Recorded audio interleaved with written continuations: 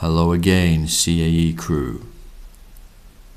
I thought I would show you a model answer which is structured in the way that I explained in my previous video how to structure an essay. Check that video out now if you haven't already. So I've gone with this essay task here, which you can get on the CAE website.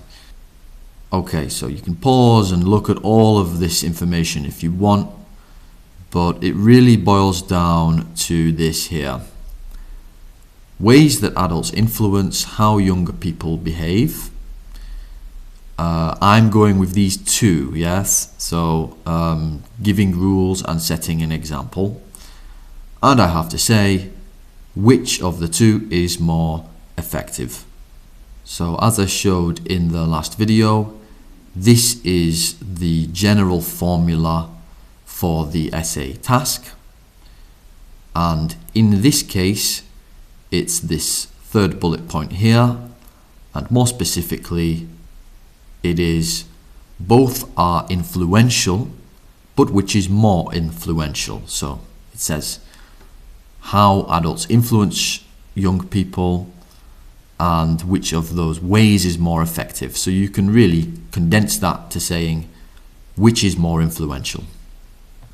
So here is the structure, the general structure that I gave for the main body, but formulated for this particular task. We start with the loser, so in this case it's the less influential of the two.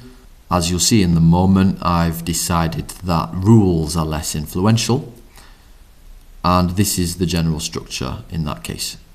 So B is influential because, but this influence is limited by.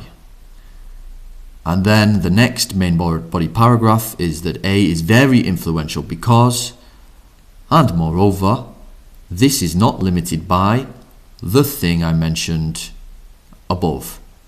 And that is what I call the punchline, this last sentence here. So let's have a look at what I came up with. So here's my essay. I'm not going to read through it all. You can pause and read through, and I will also leave a link to it as a document in the description. But what I'm going to do is break down where the various parts of the essay are. So I've color coded it here like this.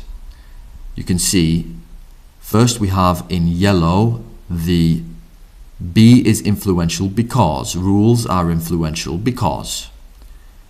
Then in that same paragraph in red I have all of the limiting and mitigating factors, which mean rules are not quite so influential.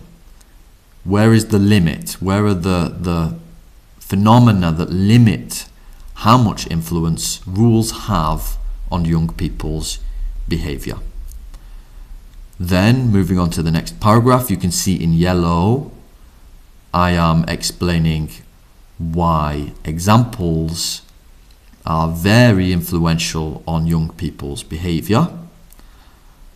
And then finally in green is my punchline, where I say that these ways which undermine the rules, these things which undermine the rules that adults set, well, the examples that adults set, they are not undermined in this way. This contradiction doesn't exist here for the examples that adults set. So as you can see, it exactly follows that structure which I gave in the last video.